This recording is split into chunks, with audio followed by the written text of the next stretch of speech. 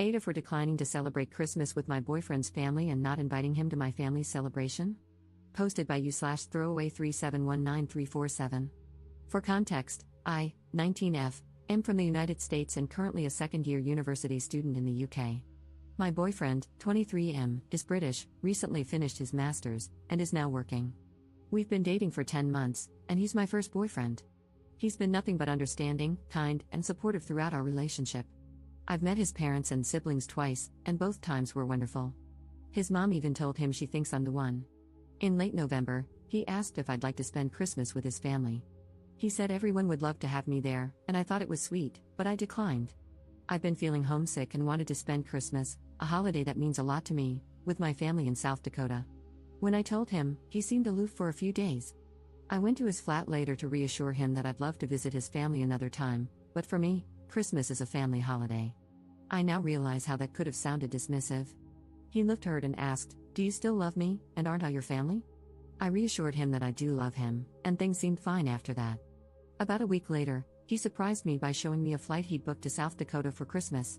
Flights to South Dakota are expensive, especially internationally, and while the gesture was touching, I thought it was impulsive and unwise. I told him it wasn't a good idea. For the first time, he got really upset, accusing me of not caring about him, not being serious about us, and thinking only of myself, all of which are untrue. I love him and value our relationship deeply. Knowing he was speaking out of hurt, I asked him to take a walk to cool off. When he returned, I explained that he means everything to me, but I wasn't ready for him to meet my family. To be honest, I'm nervous about how my family would react. I'm white, he's Arab, and my family in rural South Dakota is not exposed to diversity. They've made ignorant, racist comments in the past. While they'd likely be polite to his face, I fear they might say something offensive or jokingly inappropriate. They also assume Arab equals Muslim, even though he's Christian. This ignorance embarrasses me, and I don't want to put him in a situation where he might be hurt. I didn't tell him any of this, though. Instead, I said I felt it was too soon to bring someone home, as in my family, that's often a precursor to engagement, which is true. He asked if he wasn't good enough, and I reassured him that he's perfect. He then mentioned that the tickets were non-refundable. I started crying, apologizing for wasting his money and saying how much I wanted him there, just not right now. He asked me to leave and said he needed space. I flew back home nearly a week ago, and since then, we've only had brief phone conversations. He still texts me "I love you" and "good night," but he's clearly distant and hurt. I don't know if there's anything I can do to fix this or reassure him. So, am I the jerk here? Update 2 days later. Yesterday, I decided to call him and try to fix things since what I did was so wrong. I explained my family's issues with racism, he's Jordanian and I'm white, and how I wanted to protect him by handling my family's problems before introducing him. I acknowledged that I should have told him and that I handled it poorly, but I promised to be honest with him from now on. I also told him that I had a conversation with my family about my relationship and made it clear that any racist behavior from their end would be completely unacceptable. Initially, he was understanding of my situation. He said my family didn't change the way he felt about or viewed me, he was glad I was honest, and he even apologized for his earlier reactions. After a while, though, he said that after what happened, we should set some ground rules for each person in our relationship. I thought it was going to be about things like honesty, trust, and consideration. Instead, he literally gave me a list of things I must do in order for the relationship to be successful. First, he told me I couldn't make decisions about things without consulting him first. He said relationships require sacrifice and compromise, and for big things like Christmas and vacations, I would need his approval before making plans. He called it childish of me to be in the habit of doing whatever I want. Second, he told me I should distance myself from my family. I actually understand his reasoning here, considering how some of them are racist and not great people. I told him it was complicated because I still love them despite their flaws, which might make me just as bad, I'm not sure. I could still see where he was coming from, so I told him that if they ever made a racist comment in front of me, I would try to educate them, and if that didn't work, I would distance myself. He said I was playing middleman, which was unfair to him. He added that, in a few years when we get married, I would have to make a choice. Finally, he told me he wants my location on at all times and for me to go low contact with my male friends, most of whom are gay anyway. I told him that a lot of these rules seemed over the top. In the most patronizing tone, he said, "You've never been in a relationship before, and I'm older than you, so you should listen."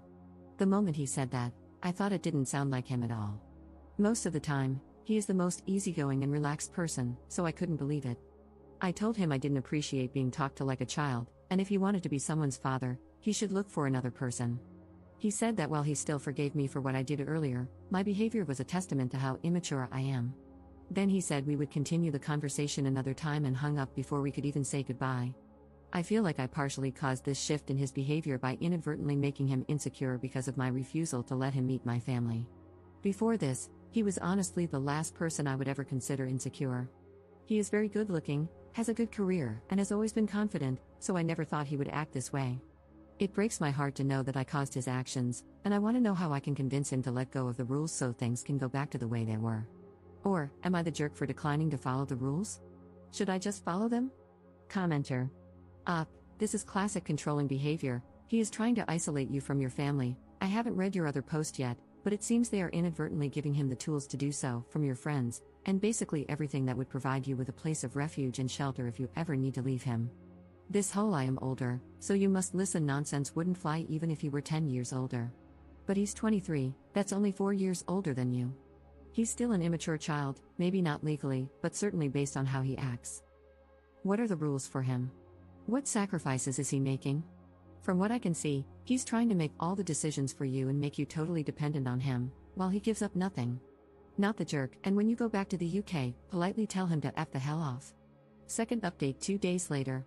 Hey everyone, I wanted to update you on my previous 2 posts.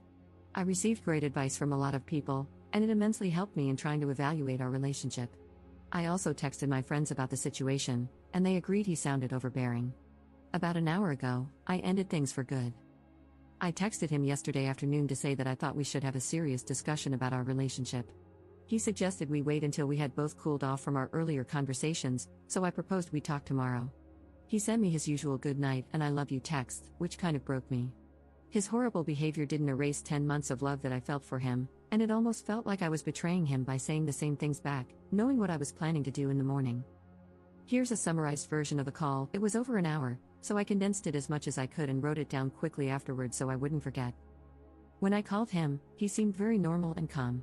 We talked for 10 minutes about how things were going and other general stuff. Then, I basically told him that I didn't want to do this, but I thought it would be best if we broke up. I explained that we probably expected different things from our partners, and I couldn't meet what he wanted from me. After I said that, he sat in silence for about a minute. I thought the call had dropped, but then he said he was processing what I had just said. He asked me if this was revenge for what he had said 2 days ago, and I told him no, it was simply a realization of incompatibility. He then said he wasn't going to change his mind about his boundaries, and that me giving him an ultimatum was manipulative. I clarified that this wasn't an ultimatum, it was just what was going to happen.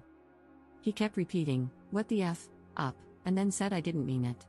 He asked me if I still loved him, and I said yes. Then, he told me he knew I'd come back. I said this was it.